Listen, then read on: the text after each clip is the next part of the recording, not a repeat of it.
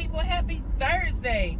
Welcome back if you are returning, and welcome in if we have never met. My name is Jen, and I just try to live my life as authentically as possible, showing people how to get through it, even when things are not going your way. So welcome in. Thank you so much for joining. And if you have not already, go ahead and hit that subscribe button, because I promise you will love it here. So today I'm on my way to physical therapy. And yes, I got my glasses on, but I'm not trying to be cool and cute. I'm actually protecting my eyes. I have something going on with my eyes due to my diabetic retinopathy, I believe. I'm not sure. But anyway, they're sensitive to light, so we're wearing shades even when we're indoors. But anyway, aside all that, your girl is good. We still moving and shaking. Let's get into today's topic. Responsibility. Now this hit me, just popped in my head a couple of days ago, and it's personal because it's something that I struggle with. Responsibility. Yes, we all are adulting. You know, everybody says adulting sucks because you got to do a lot of things that you have to do that you don't necessarily want to do, but they got to get done, right? All right, so here is my personal story on that. We always pray for abundance, right? When you're going through something, maybe times have hit you a little hard and you're like, Lord, I just pray for all the abundance. And we say that scripture, Lord, please, you know, you said you would provide for me exceedingly abundantly above everything I could ever ask for. Y'all know. Now, while all that is true, what I have learned to start doing is to not only pray for the abundance, but also pray for the wherewithal, the intelligence, the knowledge, the wisdom to do with that abundance what I'm supposed to do, not what I want to do. Okay? Here's the thing. We all want a certain amount of money. Some may want more than others. Some may want, overflowing abundance. For me personally, I want to be comfortable to the point where all my bills are paid up for 6 months. Okay? I want to have a stash like that. I want to be comfortable to the point where this week was spring break. If I had wanted to go somewhere or do something, I would have wanted to be able to have the ability to do that. I couldn't because I need some work done on my car. So I would rather not drive my car and be stuck somewhere or have something happen to it and not be able to attend to the things that I have to do, because going on vacation is something that I want to do, right? Okay, so I've been praying not only for abundance, but also the wisdom to do with that abundance and apply that abundance to the places that is most needed. Okay? That is not fun.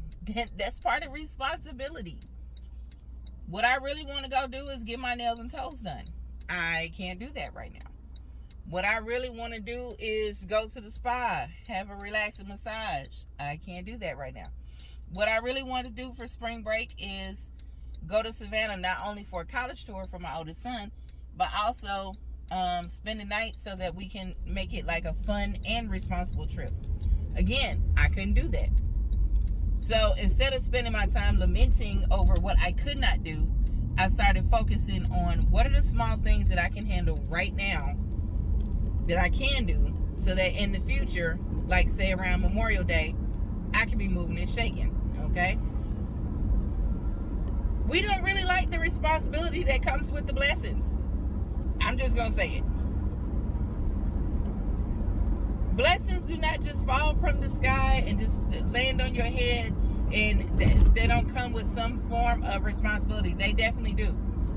There's also a saying, I'm not sure if it's in the Bible. Like I said, I am not a preacher and I am not a Bible thumper, so I don't know all my scriptures like that. But it says, to whom is given, much is required. Meaning, the more that you obtain, the more responsibility you have to not only keep up what you have, but also to make it flip. To also make something out of what you have. Don't just be content with what you are given, but what you're going to do with it, right? So, I have not always been the most responsible person when it came to finances. That got a little worse for me when I had kids because of the fact that I'm a single parent and I work a lot. Sometimes I go a little overboard with my kids. Now, I am not the parent that's going to buy them Givenchy and Louis Vuitton and all. Like, that's never been my lane. Probably won't ever be my lane. One, because I don't believe in buying kids things like that they're going to grow out of tomorrow.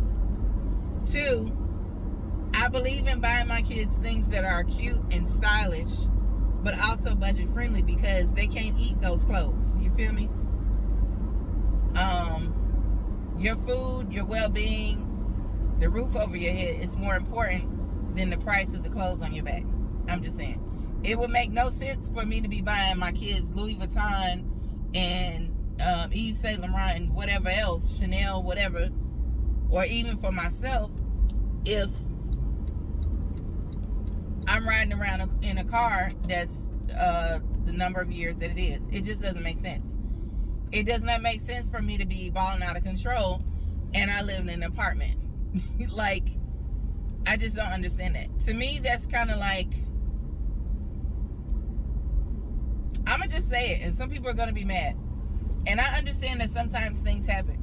But to me, that's kind of like the neighbor that I have, and I'm not being jealous or whatever, but it just does not make sense. But I don't know their personal whatever. But it does not make sense that the neighbor that I have has a highly expensive, I'm going to just say it, they got a Maserati. You're riding around in a Maserati, but you stay in apartments that are for low-income families. Now, I don't live in the PJs and nothing like that, but I do stay in a subdivision that is made for single-parent homes, people that are on disability, so on and so forth. So we do get a little bit of a break. The price is just under market rate. But that basically means if the market rate is $1,701 for a 3-bedroom, I could be paying $1,699. That's basically what that means. So it's not a huge break, but it just does not make sense to me. I would have flipped and sold that car so I could get me a house. I would have flipped and sold that car so I could get me a townhome or put down on a house. So things like that are just crazy to me. Like, and I know some people are going to say it. There's always a way to flip things so you can have what you want, even when you live in the hood. If you've been through that, you know what I'm talking about. But there's also ways to live within your means. Yeah, you could do your own hair, and you know what I'm saying? You could glue in your own weave or whatever, and learn how to finagle that for the low. Have your cousin do your hair or whatever, and it look fire. It look like you've been to the shop, and you might be on stamps. It is what it is. But I'm talking about when you blatantly are living with champagne toast on a bare budget. We had to be more responsible. So there are certain things that I want to do, but there are things that I need to do first. So now I've changed my prayer. Yes, do I want abundance? Yes, I do. Am I grateful for when that is bestowed on me? Yes, I am. But now I'm not just praying for the abundance, because the money can come and go. What I'm praying for is the wherewithal and the wisdom to do what I need to do and to make that abundance grow. Like they say in the streets, flip it. But I'm flipping mine legally. Your girl does not do well with confined spaces, nor does she ever want to go to the sunken place. So I do my stuff all legit, because I'm scary. Okay, call it what you want. I ain't trying to be no thug, okay? But yeah, I just wanted to talk about responsibility. So y'all let me know, what is something that you're dealing with where you have to be a little bit more responsible. It could be funds, it could be time management, it could be your goals. But let me know down in the comments, and go ahead and subscribe to my channel. I gotta get to PT. I'll holler at y'all later. Bye.